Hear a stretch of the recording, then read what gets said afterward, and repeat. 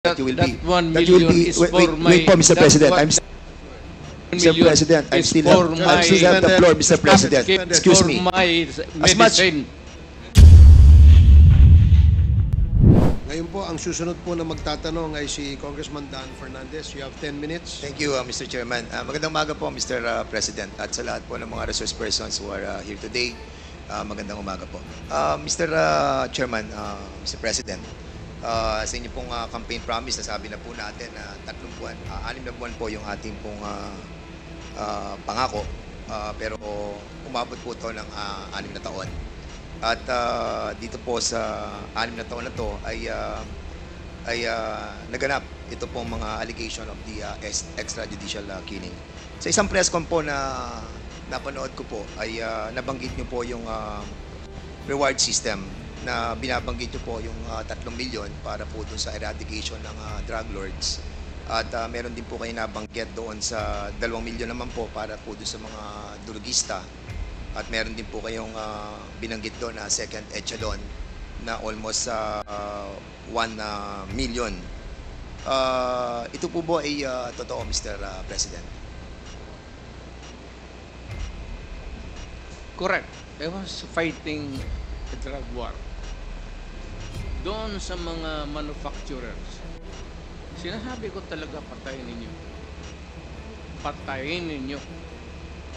Huwag na ninyong, basta maabot na ninyo dyan sa factory na nagluluto ng shabu, patayin ninyo.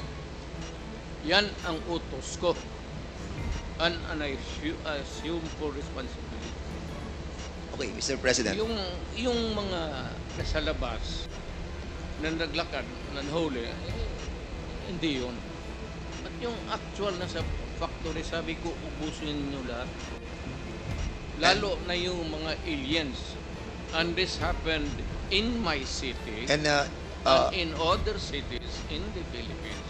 and you take full responsibility for this, Mr. President. I will go to prison for that, Mr. Sir. At yun po ay in terms of policy, yun po yung inyong sinasabi. Ito po yung polisiya ng ating gobyerno, and that's the reason why ito po yung inyong pinaninindigan. Correct, Mr. President? Isahin ko na lang, and I will not repeat it. I did it as a matter of principle to protect my country. That is the long and short of it. Kung anong tanong man ninyo. Mr. Chairman, recently lang po, si PNP Chief Marbil ay meron po siyang interview dito po sa, can you kindly show yung GMA News Online number 12.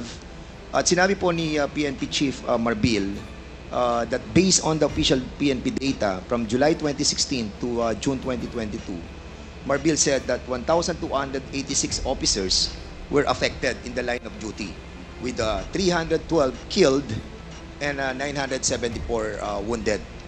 And at the same time, sabi niya po, Mr. President, Mr. Chairman, that these police officers carried out their responsibilities with dedication and often faced considerable risk to ensure public safety. Many officers endured not only physical harm, but also found themselves entangled in legal and administrative challenges. 214, Mr. President, na mga officers ng PNP faced 352 criminal cases during this period. And according to him, that while the promise of support was made, many officers continued to face consequences largely on their own. Dinagdag pa po niya, Mr. President and Mr. Chairman, that 195 officers were dismissed over the period of 6 years. There are also 398 cops facing dismissal for various reasons. More than 20 police officers are currently in detention right now, Mr. President. The PNP chief said that numbers remind us that the impact of the anti-drug campaign was deeply felt by our police force as well. He noted that even as former President Duterte publicly committed to supporting those enforcing the campaign, he said, there is no official record that these commitments were fully realized?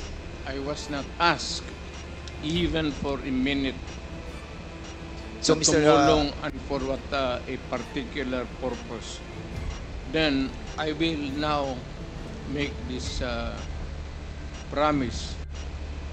I will start a fund sa protection ng mga pulis. I'm putting up 1 million. Paghahanap ako, meron akong 1 million. Hindi ako kung meron million lang, magbubula ako, sabihin ko wala. Mr. Chairman, I'll start. yeah, But I'll raise a fund para tulungan yung mga pulis. Mr. President, And I will personally appear in court.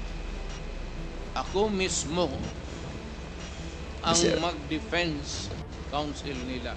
Mr. Chairman, Mr. President, 2 days ago you have mentioned that wala po kayong pamasahe papunta po dito, and I'm pretty shocked that you have 1 million in your account to help our policemen, and we salute you, Mr. President, for that, and for being honest that you will be. 1 That you will million be. is Wait, for wait po, Mr. that President. one- Mr. President, I is still for have, my- I still have the floor, Mr. President. Excuse for me. my As much- medicine and subsistence.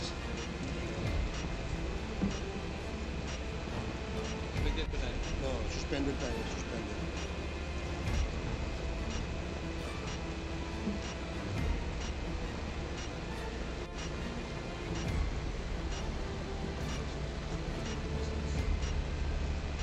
Gastos.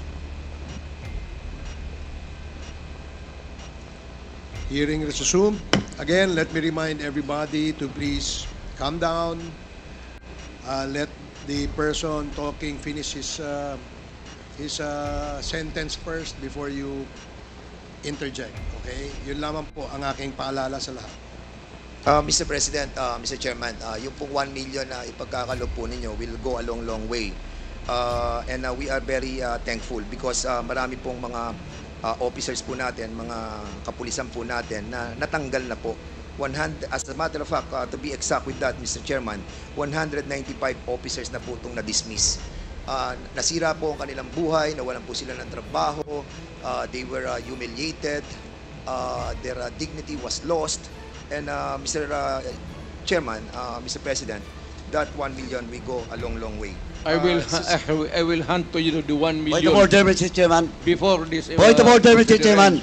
What is the rule that was violated? What is the point of order of Congressman The Paduano? former president is speaking without the recognition of the chairman. And please, Mr. President, former president, you know the rules. It was read by Chairman Acop. And being a former congressman, you know the internal rules. Let the members of this committee finish the question before answering. That's my first point of order, Mr. Chairman. And I hope the former president understand. Nakalimutan The rules. ko na yun. Yung rules na yun. Oh, I now want you. Hindi Pinapaalala ko po. I'm not, Now again, I am Mr. not- Chairman. Chairman, Hearing suspended. the former president is Hearing speaking. suspended.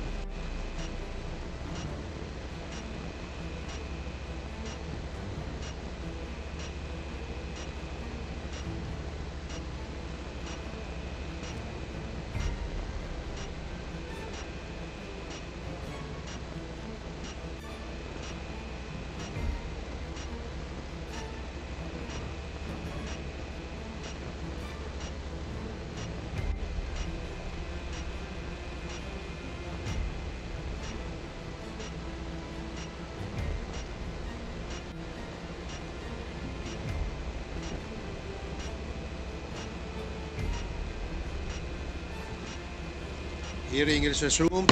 Before I allow everybody to speak, please be reminded, mga kasama, mga resource persons, to always address the chairperson when you want to speak and wait for the chair to recognize you. Para ho maganda yung communication, yung palitan po ng ating komunikasyon. Mahirap po kasi na nag-uunahan tayo magsalita, dadating po sa punto, nagtataasan na ho tayo ng boses, ayaw naman po nating mangyari yan because maselan at napaka-importante nitong ating pinag-uusapan. I do request from our resource person to please address the chair first before we speak, and the same as well to the members. No, please address the chair. Let me be the traffic enforcer here para malinaw at maayos ang ating hearing sa ngayong umaga. So I hope that I made myself clear, and I'd like to ask Congressman Paduano to please proceed. Hindi, Mr. Chairman, just a short manifestation lang po. Kasi po, before we start the interpellation, malinaw po na it was discussed to all resource persons and even to the members, the rules in this committee. And the former president is keep on violating that rules. Sabi ko na nga, he was then a former congressman and he knows the rules. Please respect this committee, Mr. President. And please, once again, that was my first point order, and I hope it will not happen again. Please wait for the recognition of the chairman before you speak. Thank you, Mr. Chairman. Thank you, Congressman Paduano. Your manifestation is Mr. noted. Chairman. Now we will now proceed with Congressman Dan Yes. Fernandez. Mr. Chairman. Wait for the chair to recognize you first, please. I'm sorry, Mr. Chairman. Ulitin Sige po, Okay, okay. please wait for the chair to recognize you before you speak. Now you are recognized, Congressman Dan Thank you, Fernandez. Mr. Chairman. Mr. Chairman, ang nabanggit po dito ay 195 officers were dismissed over the 6-year period. Ang tanong ko po, Mr. President, bakit ngayon nyo lang po ipagkakaloob yung 1 million samantalang na-dismiss na po ito pong 195 officers? I do not have the records. Sir, Wala po. hindi ako Polcom. So, hindi ko alam yan. But being the former president, sir, you have this I know that capacity. some policemen were dismissed. Because it was promised by you that you will, sabi niyo po ay sagot niyo silang lahat. But unfortunately, ito po nga po, nakita po natin, nagre-react na po ang PNP. And ang feeling po nila ay they were left alone, Well, Mr. President. if you're citing the records, then I would admit it. Na yun, totoo yan. Yes, I agree with that. Walang problema. Sinabi mo eh. Hindi, I agree with that, Mr. President. But my question is, bakit po natin sila napabayaang katulad po nito? Sagot niyo po sila. Pero 195 man na-dismissed, 398 cops facing dismissal, 1,286 dead, at yung iba po ay wounded. Were we able to help them, Mr. President? Well, alam mo, sir, if you work for a government, there are rules to be followed. It is not just because you are a policeman that you're always correct. It is not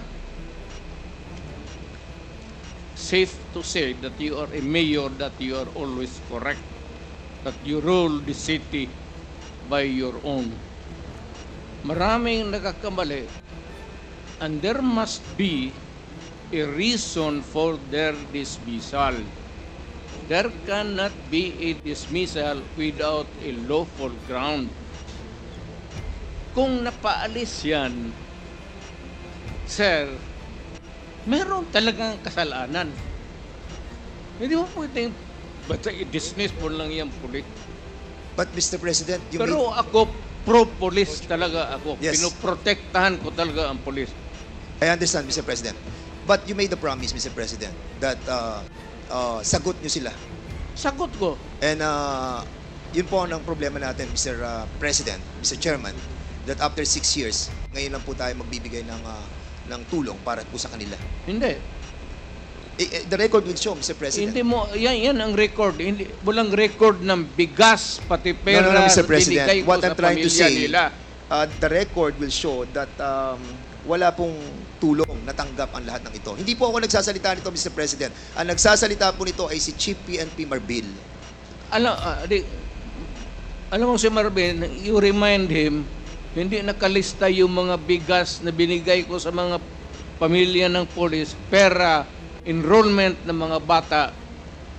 Hindi nakalista dyan. You Mr. remind that Marvel to Mr. President, use your... ang binabanggit po natin dito ay tulong na legal. Huwag kang Doon sa- maniwala dyan kay Marvel. Wala ka dyan. sa- Okay, we will be But sige po, punta po tayo sa susunod, Mr. President. Mr. President, Mr. Chairman, I would like to show a video. And later I'll be asking the former President to answer some queries from this representation. Hindi, sir, So, sandali lang. Yes, I'm sir. not trying to be smart, Alec. I'm sorry if I'm overdoing. Hindi, it's okay po, Mr. President. No problem po. It's not really, hindi ko sinasadya yun. Opo. I respect I was once a member of Congress. Medyo emotional lang kasi ako basta sa crime na talagang galit ako sa kriminal. We Baka- understand that po, Mr. President. And thank you for that. Pakita lang po natin yung video, Mr. President.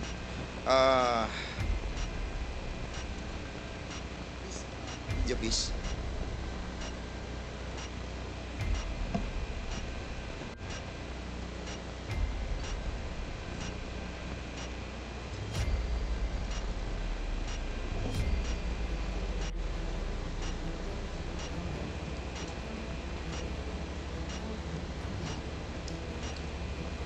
Mr. President, noong August 23, 2016, wait.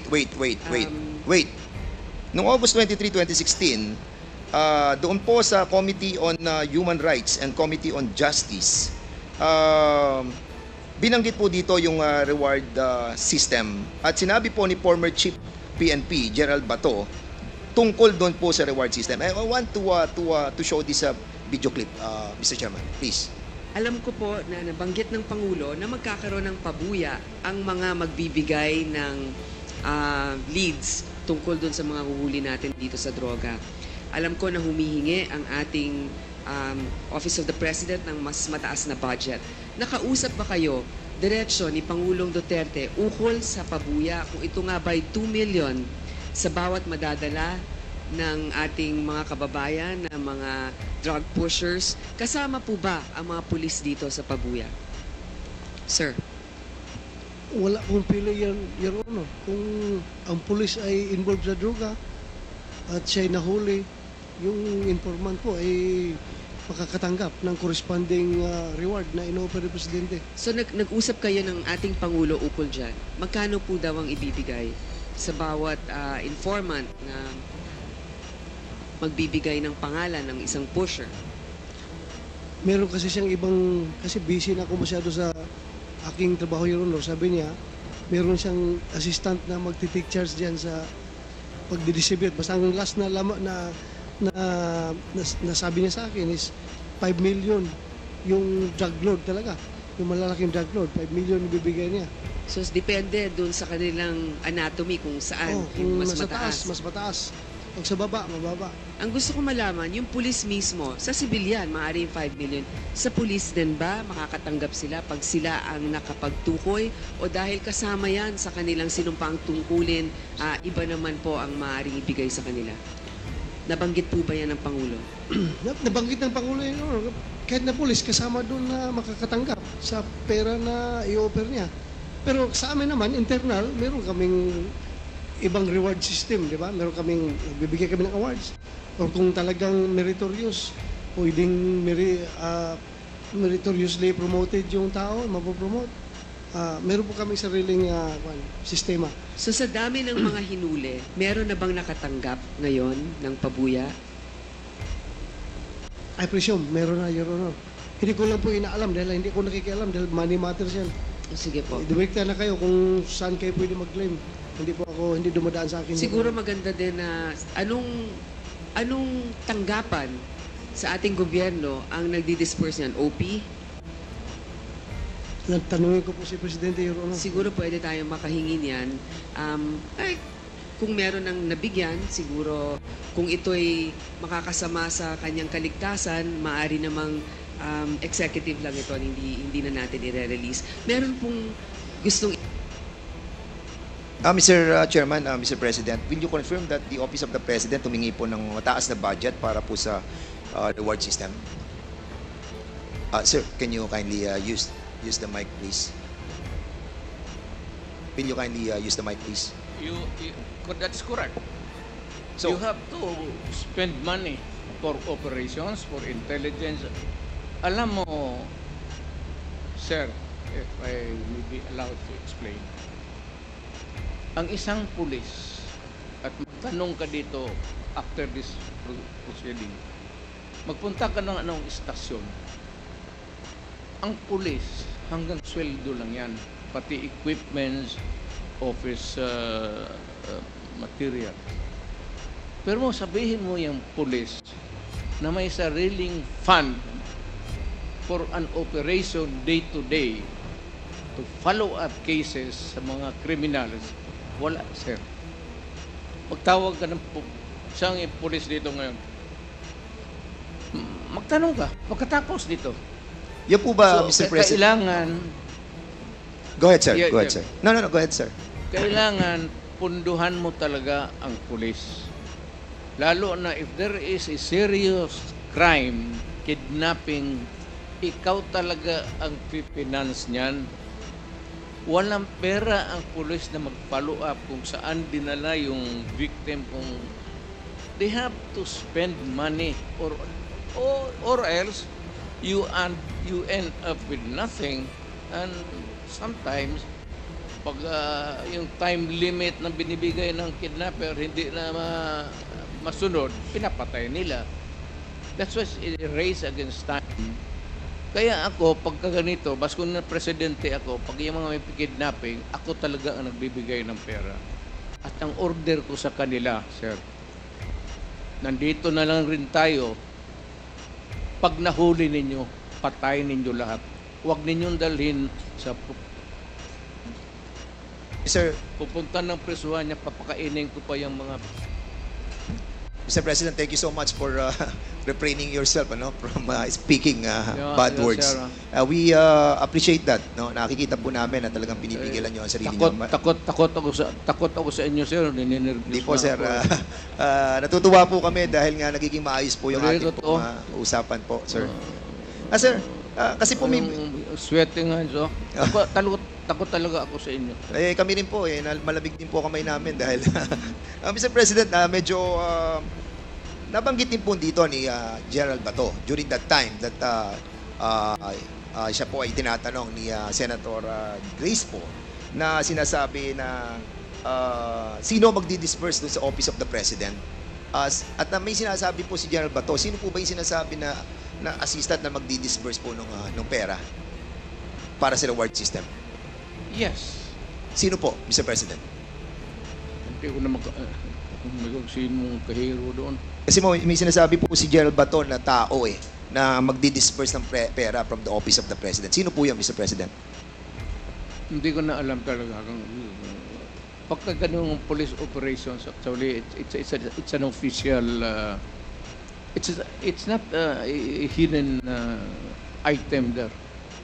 Kunin mo doon sa kahira sa baba na police operation.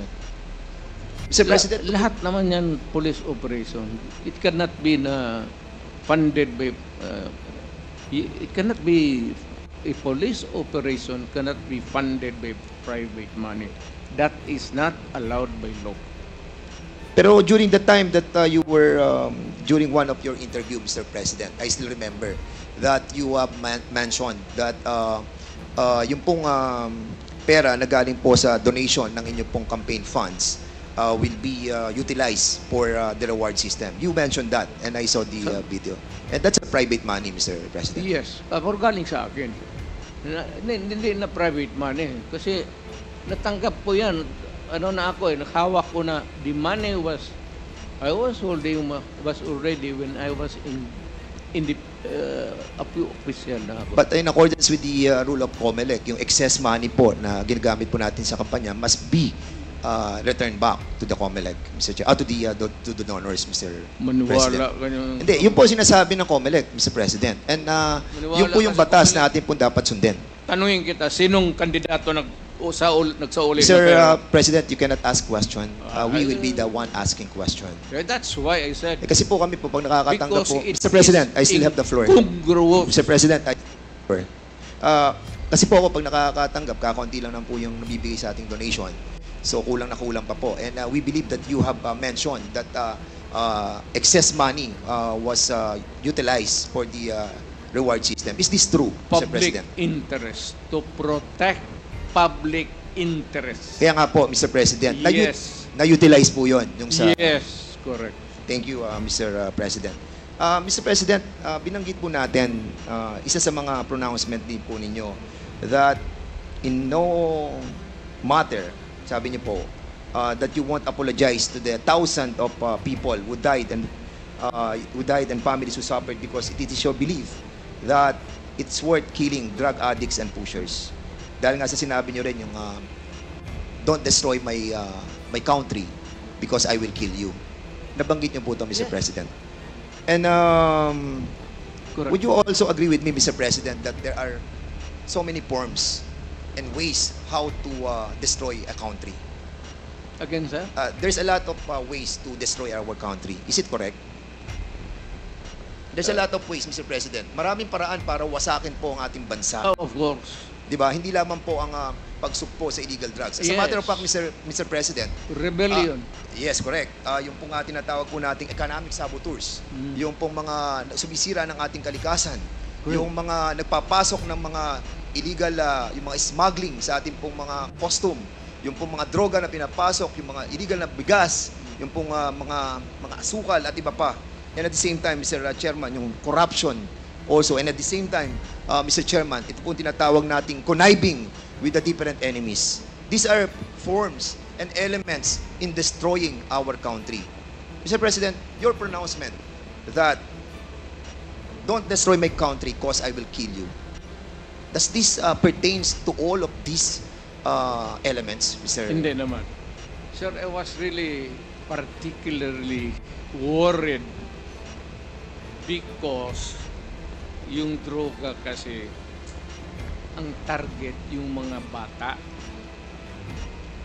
Hindi tayo. Ang droga na distribute dyan sa mga high school, dyan sa mga ano, kung ang next generation ng Pilipino puro durog, puro bangag, at marami nakikita mo dito, mga opisyal natin sa gobyerno, nakikita mo mga bangag eh.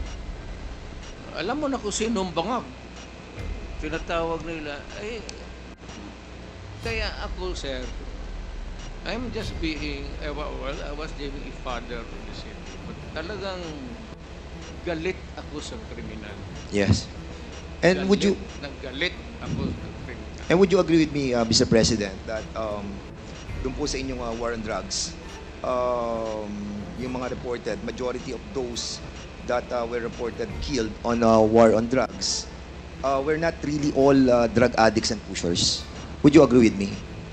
Well, because some of those who are really Collateral. in trafficking are not marunong eh. Those in trafficking sa drugs eh, may utak yun. Yun sila ang nag-traffic ng drugs. And they avoid taking drugs because alam nila na kung malulong sila sa droga, hindi na nila magamit yung utak nila. Mr. Kaya, President, yung yes. sinabi nila na hindi lahat drugista, tama yun. Pero ito po ay mga collateral damage. Sabi nga po, shit happens eh. Di ba? Sabi ni Gerald Bato. So, if ever that meron pong collateral damage, meron pong mga shit happens, will you consider this as a failure of the war on drugs? Hindi, sir. I would say that it was a maybe unnecessary death, but a collateral damage is recognized, if not, hindi naman sinasadya eh. Kaya yung in one drug den doon sa Davao City, 4 na Chinese, pinatay ko talaga. Ang problema, may tinamaan na 2 yung nagluluto. Pero yung 4 na in-check na talagang pinatay ko. Sinadya ko talagang patpatayin. Mr. Chairman, Mr. President, is that a Admission, yes. admission that you Oo. killed them? Lumaban po sila? Or pinatay nyo silang walang laban? Sinabi ko sa kanila, Hindi, sir, Mr. President, pinatay nyo po ba siya ng walang laban or lumalaban po sila? hindi, lumalaban. Kasi, So- kasi pag raid, siyempre, agawan ng kung anong mapupulot nila, lumalaban, pero I would say that hindi naman lahat malaban na mayroong tit for tat. Meaning to say, kung may M16 yung police, may M16 sila. That would be an impossible scenario. Pero kung lumaban, pasensya tayo. Ako sinabi ko, no mayor ako, do not do it. Do not do it because I will kill you. Kung yung naabutan ko doon, kagaya ng 4 na inchik, talagang pinatay ko. 4 po ba yun or 6, Mr. President? 4 po ba yun or 6? Kasi a while ago you were saying 6 po. 4 lang. 4 lang po. So, pwede po na malaman kung sino po yung mga 4 na po yun. Ano pong pangalan po nila? Alam mo, sir, ang lolo ko Chinese. Baka nga yung isa siguro pinsan ko pa yung... Hindi ko alam, sir. Hindi ko talaga tinanong. Natawa naman ako doon, Mr. President. Dito, ang lolo ko Chinese. Lam ang lolo ko. On another topic, Mr. President. Si Garma po ay nagkaroon po siya ng affidavit. At sinabi po niya na meron pong double model na 3 levels of payments. Meron po siya sinasabi sa affidavit niya eh. Ang sabi niya, yung first suspect is killed. Ang binabayad daw po ay 20,000 to 1 million. At sa second level naman po, ang sinasabi niya yung co-plan, yung pong planned na pinapan po yung planned operation. At yung third daw po ay yung pong refund ng operational expenses. Ito po ba sinasabi ni Colonel Garma na pag binabayad doon sa mga namamatay na 20,000 to 1 million, which, by the way, corroborated by the testimony of Tata and Andy, is true? Correct. So, ito po yung namamatay, binabayad po 20,000 to 1 million. Hindi yan, sir. Ganito yan. Hindi, yung po ang tanong ko, Mr. President. Hindi, ganito nga. Sige po. Ito na yung answer ko eh. Sige po. Yung may police operation, alam ng police lahat yan, pinupunduhan ko yan. O ito, for a particular project. Pagka na-accomplish nila yan, sir, may sobra, magsabi ang police officer o lead official, sir, may sobra, hindi na ubos yun. Hindi na yan. For the boy. Yan, sir. Okay, yan, sir. Yan, Mr. President, in some interviews you have mentioned that, and you have spoken about the reward system. And sinabi nyo, patay o buhay? Patay, better. Buhay, okay lang. Correct. Yes, so ibig po sabihin ay mas okay sa inyo kapag patay. Mas maganda kung patay, sir. And that's the reason why we are trying to encourage our citizens to kill all those addicts. No, not addicts. To kill the criminals. Not addicts because addicts are victims of the criminals running the drug syndicates.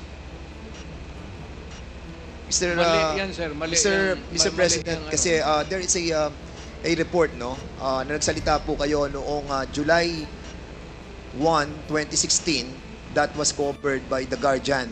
At sinabi niyo po dito, if you know of any addicts, go ahead and kill them yourself, as getting their parents to do it would be too painful. I am talking of the drug manufacturers and drug dealers. That is a... So mali po I to. don't know who wrote it. I am not bound by it. Huwag mong iano yan, sir. Hindi ko trabaho yan. Get it from my mouth. Because I was the man. Hindi, ano po to, Mr. President? Live, ano po to, interview po? Ano po to, Talagang video? sinabi ko, pero hindi tama yan. Nasa video po, Mr. President. Sinabi hindi addict, sabi ko drug dealers and drug pusher. Bakit mo patayin yung addict? Dali mo sa ospital.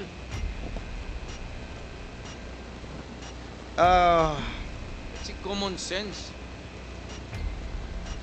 Ang polisiya po ng ating pong gobyerno, ng gobyerno nyo, yung pong neutralization, illegal drug personalities nationwide, kailangan po siyang ma-neutralize.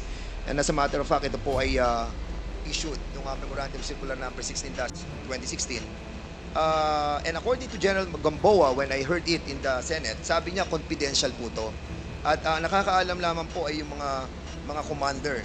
As a matter of fact, yun po sinabi nyo, commander yung mga chief of PNP ng DDS. Bakit po siya naging confidential, Mr. President? Again, sir, what's the question? Bakit po kaya naging confidential yung pong utos na negation and neutralization of all those personalities sa illegal drugs? Standard yan, sir. That is standard. Hindi naman minano ng pulis yan. There is a directive. It is confidential. And if there is a list, it cannot be made public. Not even shown to anybody, pati sa yung mga...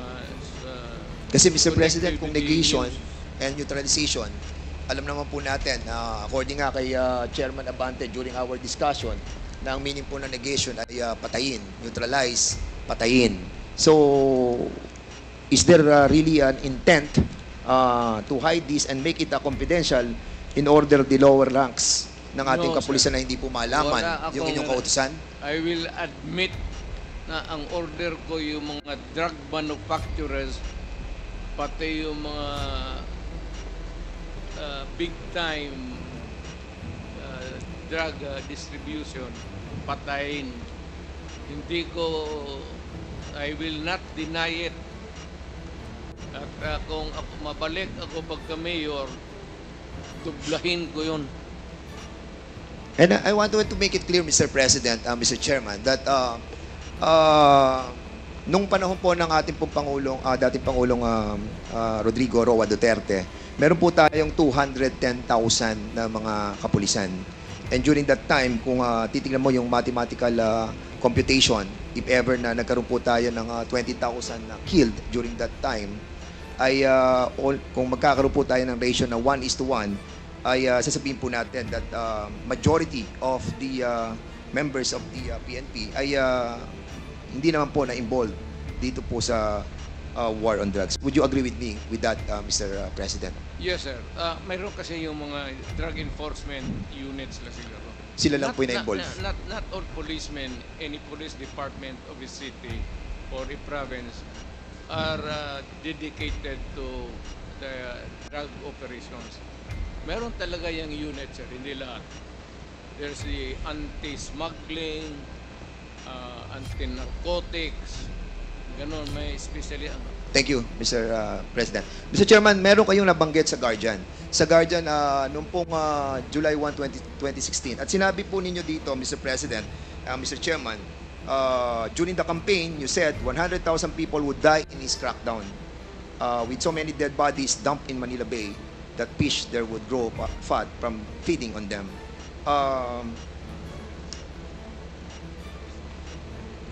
And out of that 100,000 that you have mentioned, ang reported lamang po na namatay is ay almost 20,000 to 30,000. So, were you Kulang. disappointed on this, Mr. Kulang. Kulang? Were you disappointed that it's only 20,000 to 30,000? Sir, kung pabalikin mo ako sana pagka-presidente, I will make up for the yung kulang na ano. Kawawa naman po yung mga pamilya, Mr.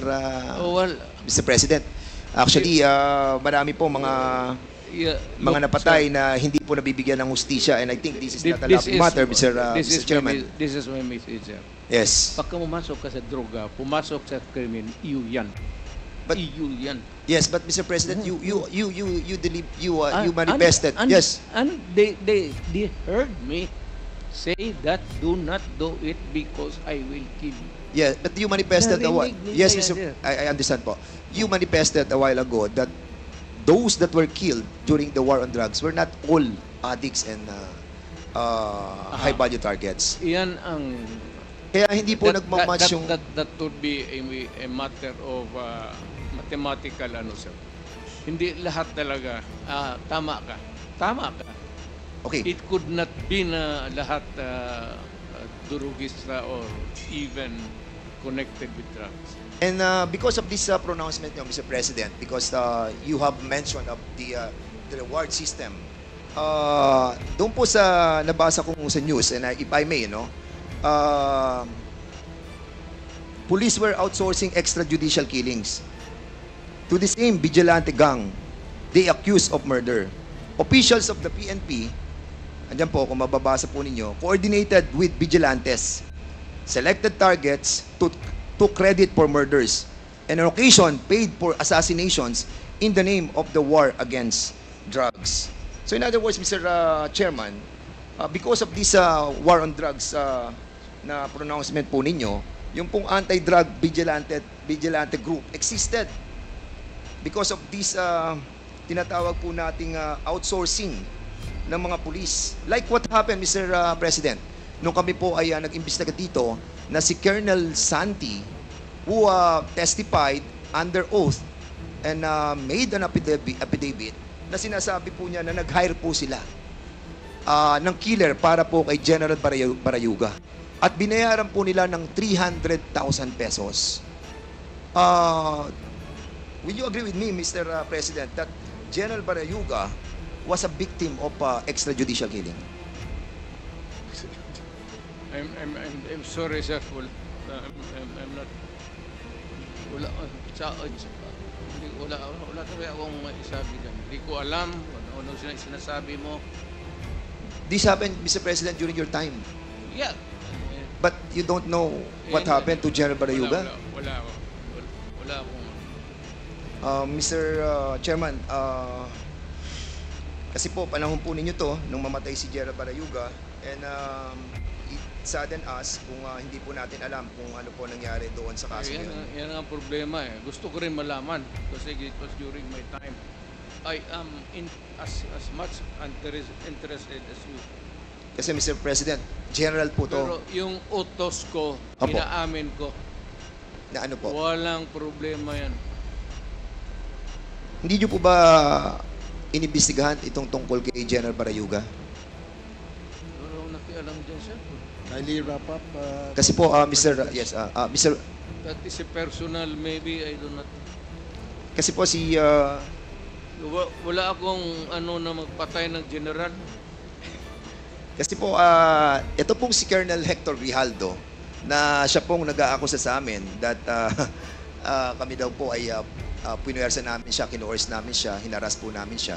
Siya po ang chief of police ng Mandaluyong when this murder of General Grijaldo happened. General Barayuga happened. And that's the reason why we are asking about kung nalaman po ninyo itong kasong to, Mr. Sino yan, sir? Sinong suspect? Well, according po kay Colonel Santi, ang suspect po ay si Colonel Leonardo at si Colonel Garma. He mentioned in the affidavit that Colonel Leonardo called him. Kaya nga po, tinatanong po namin sa inyo kung nalalaman po niyo yung kaso yun. I do not know. There should be cases by now. There should be a case filed by now. Kung ganun, lalo na general. So, anong ginagawa ng police pati military niyan? They should be more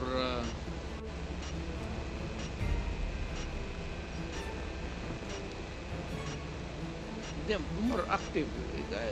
Lalo na yung general. Okay po. Mr. Chairman, Mr. President, merong pronouncement sa Philippine Daily Inquirer written by Marlon Ramos, Robert Dehon, noong October 14, 2016. And De Lima called mother of all drug lords. Nakasulat po to at binabanggit po. Naniniwala po ba kayo that si Secretary De Lima ang mother of all drug lords? Who said it, sir? According sa report ay mga tao po natin sa Malacanang ay Sino, si sir? Director Ruel Lasala and Reynaldo Esmeralda, former NBI officer in charge ng Department of I Justice. would like to congratulate them for making this statement. Secretary De Lima, would you agree with the statement of the former president that you are the mother of all drug lords?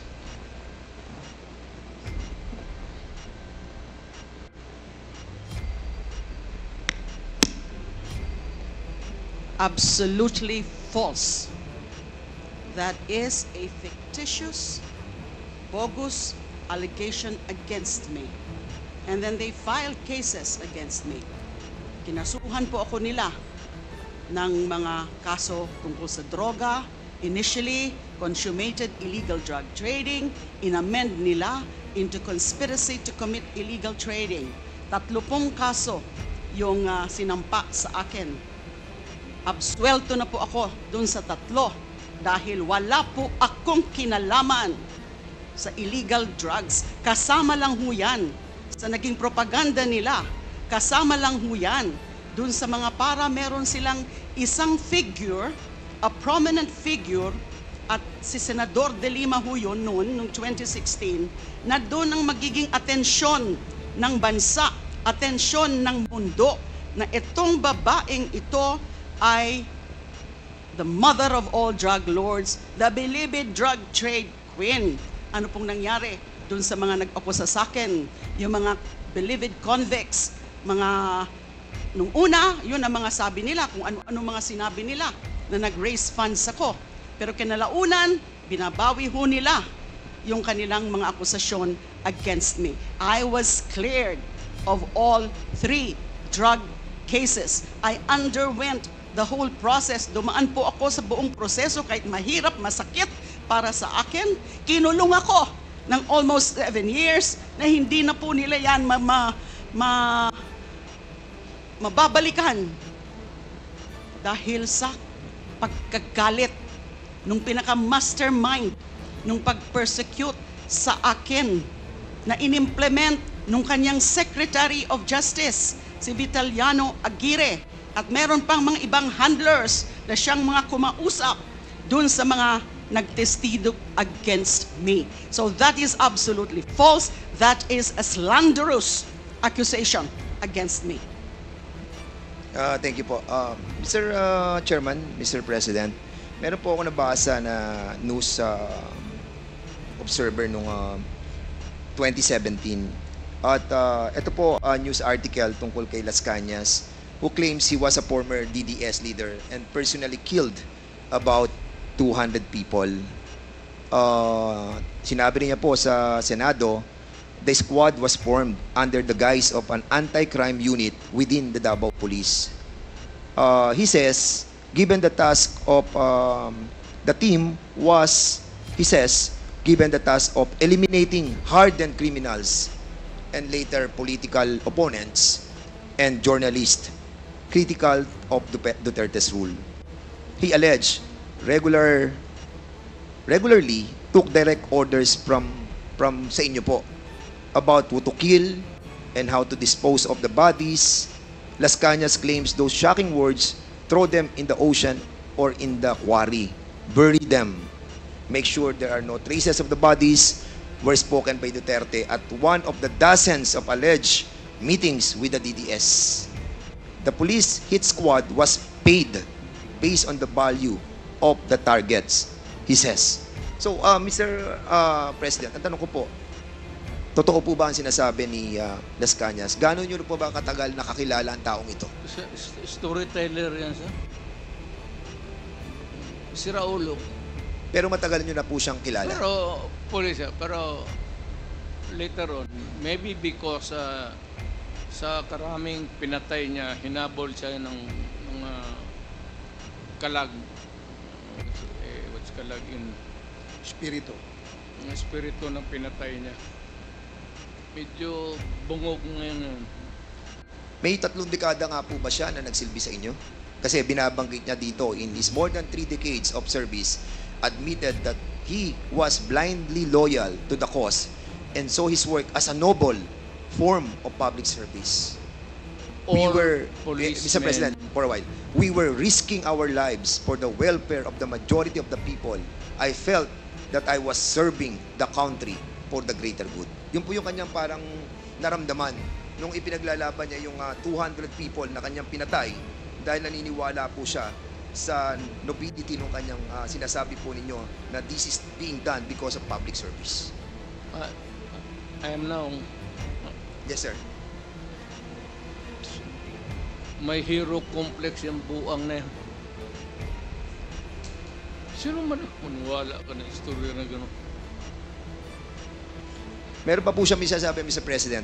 Ito, last na po to, na sinasabi niya. He tells one particular incident. No? Medyo worrisome po ako talaga dito because meron po kayong binabagat against this. That has given him nightmares for years. In 1996, Las Cañas and his team were ordered to kill an alleged criminal, his pregnant wife, and his 4-year-old son, who were all in the same vehicle at the same time. I attempted to rescue the 4-year-old boy. Las Cañas claim. But according to our team leader, since the boy had seen our faces, he could recognize us in years from now and identify us. It was on the personal order of Duterte, he claims, that they disposed of the family. Mayor Rudy approved the recommendation of our task force commander in front of us to erase, meaning to kill everyone. That was his specific order, that he okay with it, provided it would be clean. Sir,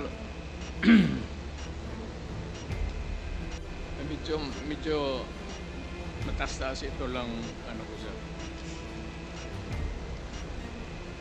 When I was a fiscal, kukunti lang yung sweldo, and I got married. My asawa ko, got pregnant, so, nanganak ako. So, short yung income ko.